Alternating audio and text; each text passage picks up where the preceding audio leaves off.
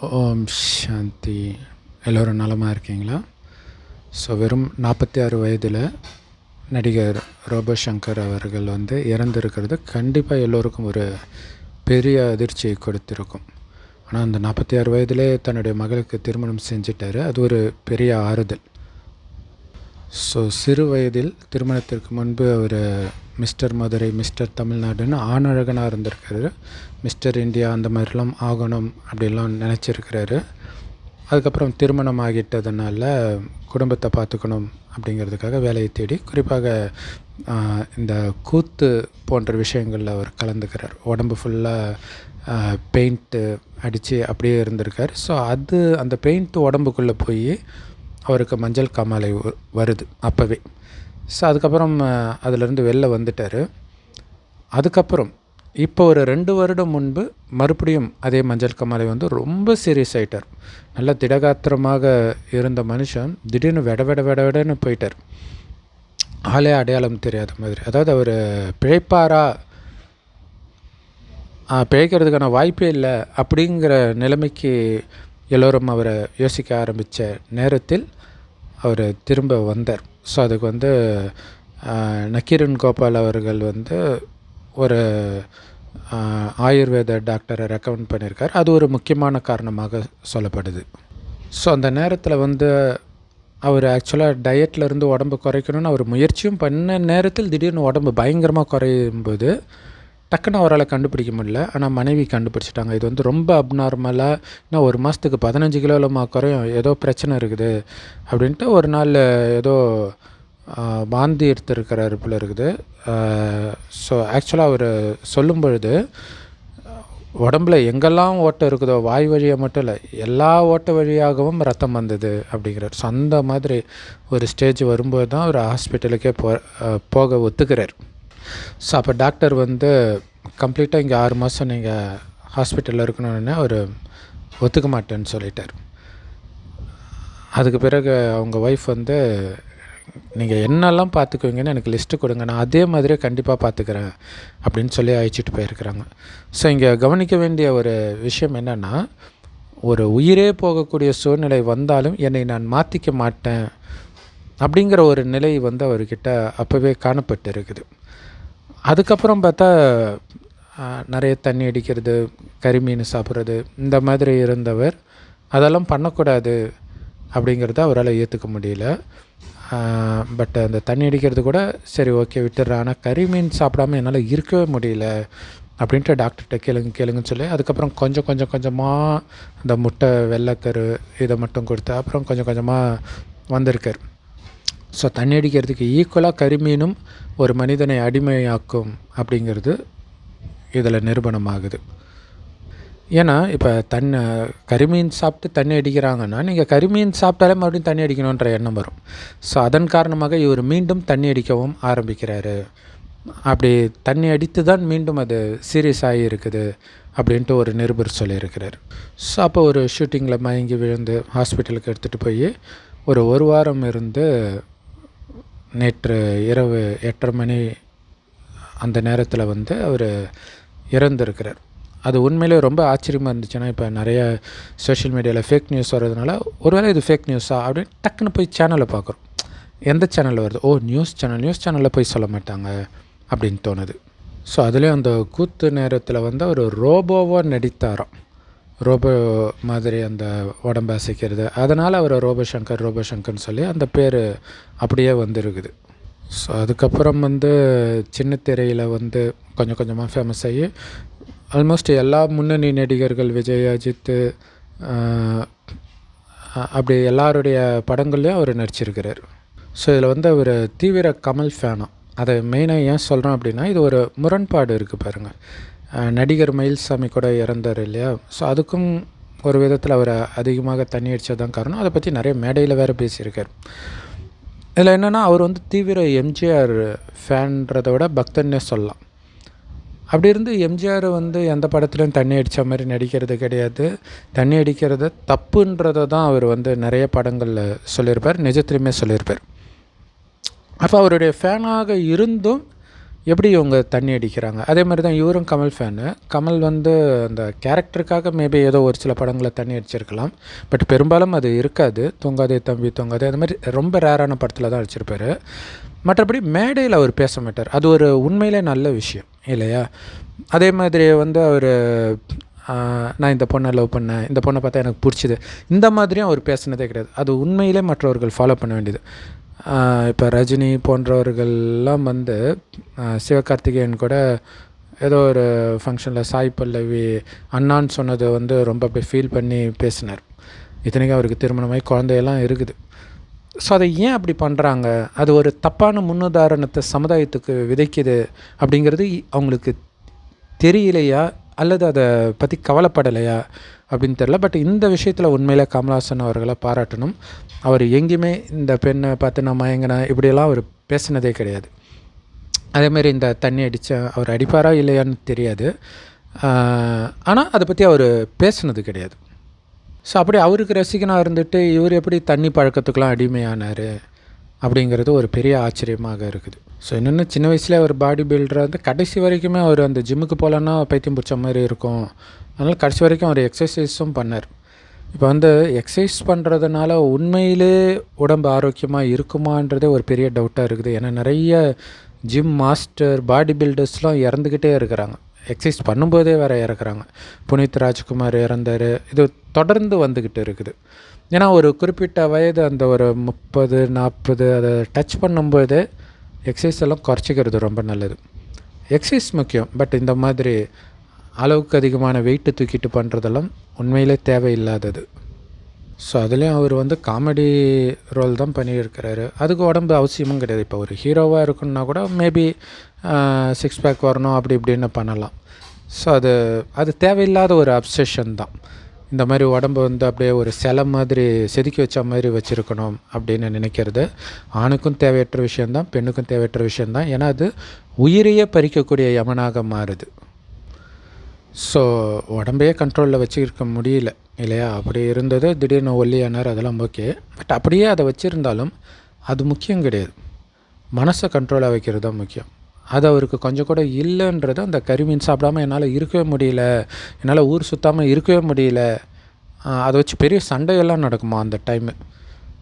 ஒரு இடத்துல இருக்கிறது, இந்த மாதிரி பத்திய உணவு சாப்பிட்றது இதெல்லாம். ஸோ அப்போ உண்மையான பலசாலி யாருன்னா மனதை தன் கட்டுப்பாட்டில் வச்சுருக்கிறவன் தான்.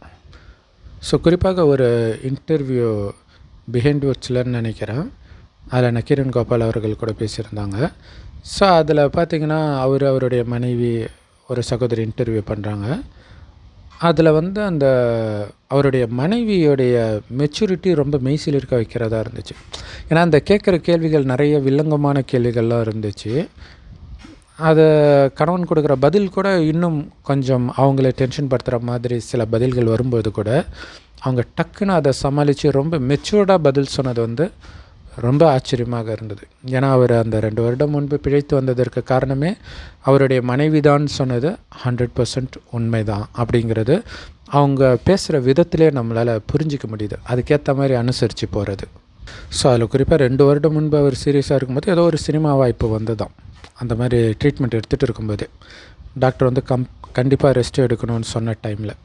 ஸோ அப்போ நக்கீரன் கோபால் அவர்கள் வந்து அவரை அனுப்பாதீங்க, வேணா நான் ப்ரொடியூசர்கிட்ட நான் பேசுகிறேன் அப்படின்னு சொன்னாராம். ஏன்னா அங்கே போயிட்டால் எல்லாம் உடம்பு பற்றிலாம் கவலைப்படாமல் அவங்க வேலை செய்யும்போது உடம்பு ஹீட் ஆகி அவரே இழக்க வேண்டிய நிலைமை வந்துடும். ஸோ அது தேவை கிடையாது அப்படின்ட்டு ஒரு தாயன்போட நக்கீரன் கோபால் அவர்கள் நடந்துக்கிட்டது வந்து உண்மையிலே பாராட்டுதலுக்குரியது.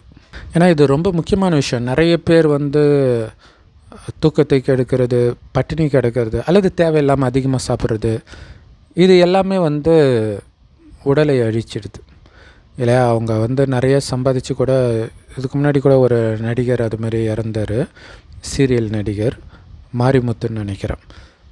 அவர் பார்த்தீங்கன்னா இரவு பகலாக இல்லையா, அவருக்கு கொஞ்சம் வயதான காலத்தில் தான் அவருக்கு வாய்ப்பே வருது. சரி இப்போ சம்பாதிச்சு நம்ம வீடெல்லாம் கட்டணும் அப்படின்ற ஒரு இதில் எந்த வாய்ப்பு வந்தாலும் அவர் எடுத்துக்கிட்டே இருந்தார். ஸோ அதனால் டக்குன்னு இறந்தும் போயிட்டார். அப்போ அந்த காசுனால என்ன பிரயோஜனம் அவங்களுக்கு? ஓகே, அவங்க குடும்பத்துக்கு யூஸ்ஃபுல்லாக இருக்கும், பட் அவங்களுக்கு என்ன பிரயோஜனம்? ஆக்சுவலாக அப்பா அம்மா சம்பாதிக்கிற காசு அந்த குழந்தைங்களுக்குமே கூட பெரும்பாலும் கிடைக்கிறது இல்லை. அவங்கவுங்களுக்கு புண்ணிய கணக்கு இருந்தால் தான் கிடைக்கும். இல்லாட்டினா அதில் ஏதாவது சொத்து பிரச்சனை, அதான் வீட்டுக்கு வீடு வருது இல்லையா? ஸோ இதெல்லாம் வேறு நடக்கும். அப்போ சம்பாதிக்கிறதுக்கே ஒரு அர்த்தம் இல்லாமல் போயிடும். உங்கள் ஜீவன் தான் போச்சு. ஸோ நக்கீரன் கோபால் அவர்கள் சொன்ன மாதிரி அவரே போனப்புறம் அந்த காசு வச்சு என்ன பண்ணுறது இல்லையா? அப்போ அது அவருக்கு யூஸ்ஃபுல்லாக இருக்கணும். இங்கே அவர் அப்படின்னு சொல்கிறது யார் இல்லையா? உடலை விட்டு போனாலும் அவர் இருப்பார் வேறு உடம்பில். அப்போ அது யாருன்னா ஆத்மா, அதான் உயிர்னு சொல்கிறோம். அது பூர்வ மத்தியில் நட்சத்திரம் மாதிரி ஜொலிக்கினால்தான் இங்கே போட்டு வைக்கிற பழக்கம் இருக்குது. அந்த ஆத்மா அடுத்த ஜென்மம் எடுக்குது இல்லையா? அது நல்ல குடும்பத்தில் பிறக்கணும், ஆரோக்கியமாக இருக்கணும், நல்ல பழக்க வழக்கங்கள் கொடுக்கக்கூடிய சூழ்நிலையில் வளரணும். இதுக்கான விதை அதுக்கு முந்தைய ஜென்மத்தில் அது போட்டு இருந்தால் தான் அது நடக்கும். இங்கே அலட்சியமாக காசு கீசுன்னு போயிட்டு இருந்தோன்னா அங்கே எல்லாத்தையும் இழந்துடும். கண்டிப்பாக ஒரு ஜென்மத்தை விட அடுத்த ஜென்மத்தில் எல்லா விதத்துலையும் நம்ம கீழ் நோக்கி தான் போயிட்டுருப்போம் பெரும்பாலும். ஸோ அப்போ இதை புரிஞ்சுக்கணும் இல்லையா? அப்போ நான் இறந்து சம்பாதிக்கிறது வேஸ்ட். அடுத்தது, நான் இறந்த பிறகு எனக்கு என்ன தேவையோ அதையும் நான் உயிரோடு இருக்கும்போதே, அதாவது இந்த உடலோடு இருக்கும்போதே சம்பாதிக்கணும். அதன் ஆதாரத்தில் தான் அடுத்த ஜென்மமே அமையுது. இப்போ உதாரணத்துக்கு ஒருத்தர் நிறையா தானம் புண்ணியம் இதெல்லாம் பண்ணுறாங்கன்னா அடுத்த ஜென்மத்தில் நல்ல பணக்காரனாக பிறப்பாங்க. நிறைய ஸ்கூல்லாம் கட்டுறாங்கன்னா அடுத்த ஜென்மத்தில் நல்ல புத்திசாலியாக இருப்பாங்க. ஸோ இந்த மாதிரி ஒவ்வொரு விஷயமும் இருக்குது. ஆனால் இப்போ ரொம்ப முக்கியமான விஷயம், ஸோ பெரும்பாலும் மரணம் வருவதற்கு முன்பே நமக்கு சிக்னல் கொடுத்துடுது இல்லையா? 40 வயசானாலே அந்த நரம்பு மரணத்தை நோக்கி எனக்கு கொஞ்சம் வேகமாக போகிறது நமக்கு தெரியுது. உடம்பு நிறையா மக்கர் பண்ணுது. குறைஞ்சபட்சம் அப்போத்துலேருந்தாவது அடுத்த ஜென்மத்துக்கு நீங்கள் தயாராகணும். அதனால தான் அந்த காலத்தில் ஒரு 40 வயசுலாம் ஆகிடுச்சுன்னா டக்குன்னு காட்டுக்கு போயிடுவாங்க, ஏதாவது குருமார்களை தேடி முக்தி அடையணும் அப்படின்ட்டு. உண்மையில் அவங்க புத்திசாலிகள். ஆனால் மனிதர்கள் யாருக்கும் முக்தி அடைவதற்கான வழி தெரியாது, அது வேறு விஷயம். ஆனால் குறைஞ்சபட்சம் அதற்கான முயற்சி பண்ணணுன்ற ஒரு எண்ணமாவது இருந்தது இல்லையா? ஆனால் இப்போ நம்ம ரொம்ப அதிர்ஷ்டசாலிகள். ஏன்னா அந்த முக்திக்கான வழி கடவுள்கிட்ட மட்டும்தான் தெரியும். அதனால தான் சிவனை முக்தி கொடுக்கும் கடவுள்னு சொல்கிறாங்க. அவரே வரார் இந்த பூமிக்கு. இந்த 5000 வருட காலச்சக்கரத்தில் கலியுகத்தின் 100 வருடம் முன்பு, அதாவது கலியுகம் அழிவதற்கு 100 வருடம் முன்பு வருவார். அப்படி அவர் இப்போ வந்திருக்கிறார். 90 வருஷம் ஆயிடுச்சு, முடிய போகுது. சொல்கிறாரு, இந்த பூமி முதல்ல சொர்க்கமாகத்தான் இருந்தது. இன்றைக்கி இந்துக்கள் வழிபடக்கூடிய தெய்வங்களாக நீங்கள் தான் இருந்தீங்க. அப்படி இருந்த நீங்கள் தான் அனைத்தையும் இப்போ இழந்து இருக்கிறீங்க. ஆரோக்கியம் போச்சு, அழகு போச்சு, செல்வம் போச்சு, நிம்மதி போச்சு. அதுக்கு காரணம் நீங்கள் செய்த பாவங்கள். சொர்க்கமாக 2500 வருடம் இதே பாரத பூமி இருந்தது. அப்போ எந்த பாவமும் நடக்கலை. காமம்னா என்னென்னு தெரியாது, கோபம்னா என்னென்னு தெரியாது, பற்று பேராசை அகங்காரம்னா என்னென்னு தெரியாது. காரணம் என்னென்னா, தங்களை அழியக்கூடிய உடல் நினைக்காம இந்த உடலை இருக்கக்கூடிய ஆத்மானு தன்னை உணர்வாங்க. அந்த ஆத்மா பூர்வமத்தில் நட்சத்திரம் மாதிரி ஜொலிக்குது. ஸோ ஒருவரை ஒருவர் ஆத்மான்னு பார்ப்பாங்க. ஏன்னா ஆத்மா தான் கண் வழியாக பார்க்குது, வாய் வழியாக பேசுது, அனைத்து காரியத்தையும் ஆத்மா தான் செய்யுது. இதுதான் ஆத்ம பலம்ன்றது, அந்த மனக்கட்டுப்பாடு. ஏன்னா ஆத்மாவில் தான் மனம் புத்தி இருக்குது. அவங்களுடைய கான்சன்ட்ரேஷன் அப்படி இருக்கும். வேறு எதுவும் அவ்வளோ அழகாக இருப்பாங்க ஆண்கள் பெண்கள், பட் அந்த அழகின் பக்கம் புத்தி போகாது. அதனால தான் அங்கே அளவற்ற செல்வம் இருந்தது. சுற்றி இருந்தவர்கள் எல்லாம் அவ்வளோ நல்லவர்களாக இருந்தாங்க. ஆனால் 2500 வருஷம் கழிச்சனாவது கொஞ்சம் கொஞ்சமாக ஆத்மாவுடைய பலம் குறைஞ்சிக்கிட்டே வருது. அப்போ ஆத்மான்றதை மறக்கிறாங்க. ஆத்மாவில் கவனம் இருக்கிற வரைக்கும் சதா ஆனந்தமும் அமைதியும் தனக்குள்ளே அனுபவம் ஆகிட்டே இருக்கும். ஏன்னா ஆத்மாவுடைய உண்மையான குணமே அமைதியும் ஆனந்தமும் தான். ஸோ ஆத்மாவில் கவனம் போகலைன்னும்போது ஆத்மாவிலிருந்து அந்த அமைதியும் ஆனந்தமும் இல்லை. அப்போ இதை தேடி மனிதர்கள் வெளியில் தேடுறாங்க. அப்போ தான் புலன் இன்பங்களுக்கு அடிமையாகிறாங்க. அப்போ தான் காமம், கோபம், பற்று, பேராசை, அகங்காரம் போன்ற அசுர குணங்கள் மனிதர்களுக்குள்ளே வருது. இந்த குணங்கள் மேலோங்க நாம் அதன் வசப்பட்டு நிறைய பாவம் செய்கிறோம். அதன் விளைவாக தான் நாம் இன்றைக்கி செல்வம், ஆரோக்கியம், அழகு எல்லாத்தையுமே இழந்துக்கிட்டே இந்த நிலையில் இருக்கிறோம்.